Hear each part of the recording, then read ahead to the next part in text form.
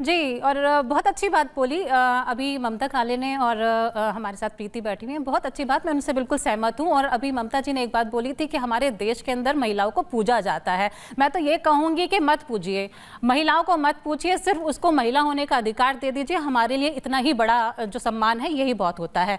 और दूसरी बात न्याय की बात होती है। 15 अगस्त को प्रधानमंत्री मोदी जी ने लाल किले की प्राचीर से एक बहुत बड़ी बात बोली थी। उन्होंने कहा था कि जो अपराधी हैं, जो बलात्कारी है, उनकी सजा पर बात होनी चाहिए, लेकिन उस पर कोई बात नहीं करता है।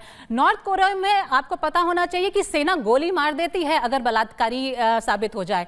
और जो आपका सऊदी अरेबिया है, वहां पर तो गला काट दिया जाता है, सर कलम कर दिया जाता है अगर बलात्कारी होता है। चीन के अंदर प्राइवेट पार्ट्स भी काट दिए जाते हैं और सजाए मौत है, कोई छोटी मोटी सजा नहीं होती वहां पर। इराक के अंदर बलात्कारियों को पत्थर से तब तक मारा जाता है जब तक वो मर नहीं जाता। तो इस तरह की सजाएं हैं, लेकिन हमारे देश के अंदर सबसे पहले यह देखा जाता है कि कौन से राज्य के अंदर कौन सा नेता और कौन सा उसका जो वो इन्वॉल्व है। तो यहाँ पर जो ये राजनीति, मुझे लगता है कि आजकल सबसे बड़ा जो हैवान है, जो दानव है, वो नेता बन चुके हैं और जो इस तरह की राजनीति करते हैं। आज हम यहाँ पर सारी महिलाएं बैठी हैं, बिल्कुल सारी जितने भी बलात्कारी हैं उनको सजा होनी चाहिए, उनके घर पे बुलडोजर चलना चाहिए, उनको फांसी की सजा मिलनी चाहिए। मैं तो कहती हूँ चौक पर ला करके गोली मार दीजिए या फांसी चढ़ा दीजिए। लेकिन बात तब आती है जब आप खुद राजनीति करते हैं, लेकिन दूसरों के ऊपर फिर आप कहते हैं कि वो दूसरे राजनीति कर रहे हैं। मैं पूछना चाहूंगी, जो प्रधानमंत्री मोदी जी ने बात की सजा, पहलवान बेटियां बैठी हुई थी, लेकिन पहलवान बेटियों की एफआईआर दर्ज नहीं हुई।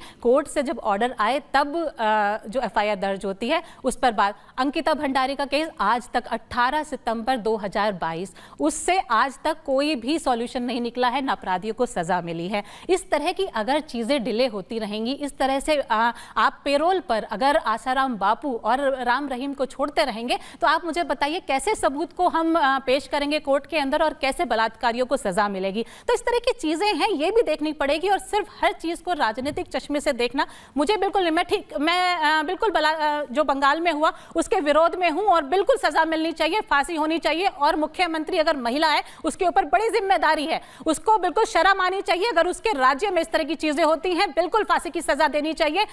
इतना डिले किया गया, बहुत गलत हुआ। लेकिन मैं और भी तो स्टेट है, हमारे राजस्थान है, किस तरह से 3 साल की बच्ची को मां की गोद में से उठा करके ले जाया जाता है और बलात्कार हो जाता है। उत्तराखंड के अंदर ड्राइवर और कंडक्टर में 16 साल की लड़की के साथ बलात्कार करते हैं।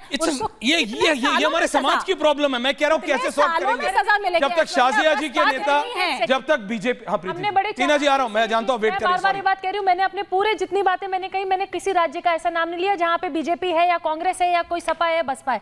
प्रॉब्लम तब है जब हम सब चिकनी चुपड़ी बातें सब बोल देते हैं, फिर हम उत्तराखंड के बारे में बोल देंगे, यूपी के बारे में बोल देंगे। जैसे शाजिया जी ने कहा वो कानपुर से, मैं बनारस से आती हूँ। आपको पता है ऐश्वर्या, कोई ऐसा राज्य, कोई ऐसा शहर नहीं है जहां महिलाओं के खिलाफ शोषण नहीं हो रहा है, ना दिल्ली ना बंगाल। लेकिन प्रॉब्लम सिर्फ इतनी है कि जब आप हाथरस जाते हैं ना टीएमसी के नेता, तो एक सवाल उत्तर प्रदेश की बेटी होने के नाते बनता है कि टीएमसी के नेता जब हाथरस जाते हैं तो अयोध्या भी जाएंगे, बीजेपी के लोग भी दूसरे राज्यों में जाएंगे, राज्य के लोग भी यूपी में आएंगे। Point taken ma'am.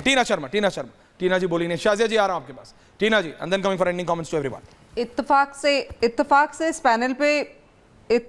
पैनल पे बैठी हुई जो महिलाएं हैं वो बहुतायत से उत्तर प्रदेश या उत्तराखंड से आती हैं, और मैं भी हरिद्वार से आती हूँ जो पहले उत्तर प्रदेश में आता था, अब उत्तराखंड में है। तो ये प्रदेशों में भी हम महिलाओं को ना बांटे तो बहुत अच्छा है। लेकिन ये बात बिल्कुल सही है ऐश्वर्या कि बिल्कुल महुआ मोइत्रा जैसी और जया बच्चन जैसी जो टसवे बहाती हैं पार्लियामेंट में खड़े होकर, जो मतलब महिला राइट्स की बात करते हैं। और कल ही किसी ने बहुत अच्छी बात मुझे कहा कि ये डिम्पल यादव अगर पार्टी की वहां जाके पार्लियामेंट में बैठी हैं तो ये कभी भी महिलाओं की बात नहीं करेंगी, अपनी पार्टी में महिलाओं की बात नहीं कर सकती। शाजिया जी ने बहुत अच्छी बात कही कि महिलाएं इतनी ढीठ हो चुकी हैं कि उनको मिश्रा, शर्मा, कपूर और इन सब में हमें बंटना पड़ रहा है अपनी पार्टियों को डिफेंड करने के लिए। अगर इतने घटिया स्तर पे हम उतर रहे हैं तो मुझे लगता है कि डिबेट का तो कोई और मीडिया इतना अच्छा पहल कर रहा है इसमें कि मीडिया हर मुद्दे को उठा रहा है। आज हाथरस, आप हाथरस की बात कर रहे हैं, आप मणिपुर कह रहे हैं, आप अंकिता भंडारी कह रहे हैं। मैं आपसे पूछना चाहती हूं कि ऐसा कौन सा केस है जिसपे चैनल ने डिबेट नहीं की हो और पार्टियां उस पर ना झुकी हो? आप एक बार कदम उठा के तो देखिए, महिलाएं क्यों नहीं अपनी पार्टियों में जाके बोलती कि ये गलत हो रहा है, ये गलत हो रहा है। विमेन रिजर्वेशन भी तो इस देश में आया, कांग्रेस ने इतने साल विमेन रिजर्वेशन को नहीं दिया, लेकिन भाजपा लेकर आई उसको।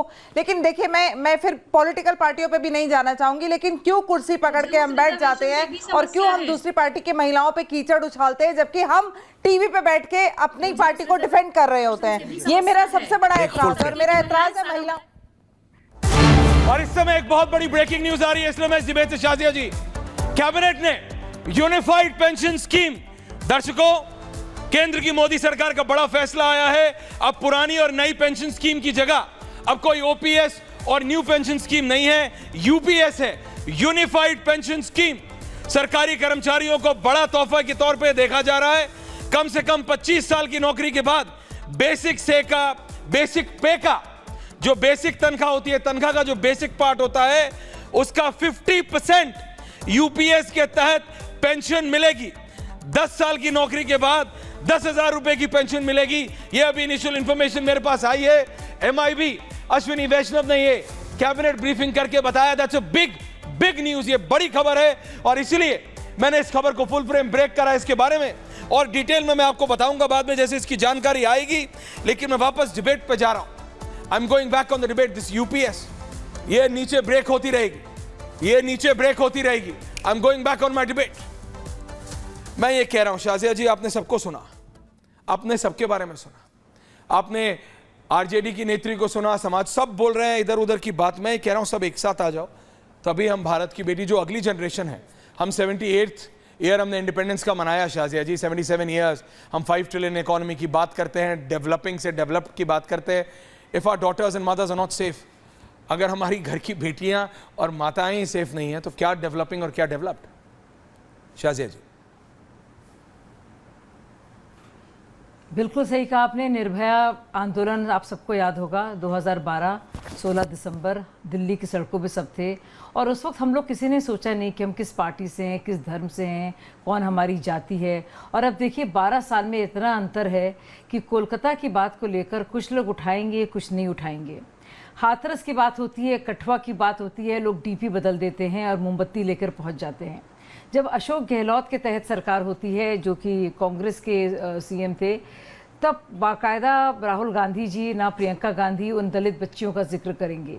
लेकिन जब बात आती है अभी के राजस्थान में, जब इस तरह के वाक़ये आते हैं, तो फ़ौरन बीजेपी की घेराबंदी करेंगे। मुझे लगता है ये पूरी मेंटालिटी और सोच इतनी फुअड़ है कि इससे उबरने की ज़रूरत है। हमें बहुत गहराई से एक गहन प्रक्रिया के तौर पर इसको देखना होगा। तो एक तो है कि एक सामाजिक तौर पर हम लोग क्या कुछ कर सकते हैं, लेकिन दूसरा, अगर हम पॉलिटिकल स्पोक्सपर्सन्स भी हैं, नुमाइंदगी कर रहे हैं अपनी पार्टी की, तो तब तक उस दौर तक तो एक महिला का जो एहसास है, जो हम सब लोग ने महसूस किया है, उसका जो दुख है बच्ची होने का, जो भी अन्याय उसके साथ रहा है, जो रहा है हम सबके साथ, और कोई डिनाई नहीं करेगा, कम से कम उस पीड़ा को तो सामने रखें। ये तो हमारे लिए एक मौका है, अपनी अपनी पीड़ा को, जब हम लोग बड़े हुए क्या कुछ हमने बर्दाश्त किया, किस तरह से लोग आसपास के थे, कैसे हम लोग जुस्तजू जहद करके आगे बढ़े। तो आप ज़रा उस जद्दोजहद का तो जिक्र करें और बताएं कितनी मुश्किल है ज़िंदगी, बजाय ये कि हम एक पार्टी में ही बचाने में लग जाएं। तो मुझे इससे बहुत तकलीफ हुई। और ये इतनी यंग लड़कियां हैं और इतनी ज़्यादा ठेठ और बिल्कुल घाघ किस्म की नेत्री अभी से बनी हुई है कि वो एक महिला को भी एक जाति और धर्म के और महिला के साथ जो शारीरिक जुल्म हो रहा है, वायलेंस हो रहा है, इतनी तरीके से ठेठ बना करके मजाक बना देती है। महिला की बेटी को भी और बहन को भी उन्होंने हिंदू, मुस्लिम और जाति और जो तब्दील कर दिया है। ये बहुत तकलीफदेह है, ये बहुत तकलीफदेह है। कम से कम उस महिला के शरीर को तो आप एक राजनीतिक जंग का की जगह ना बनाइए, इसको भी आपने क्षेत्र बना दिया है। Point taken ma'am. Priyanka Bharti जी,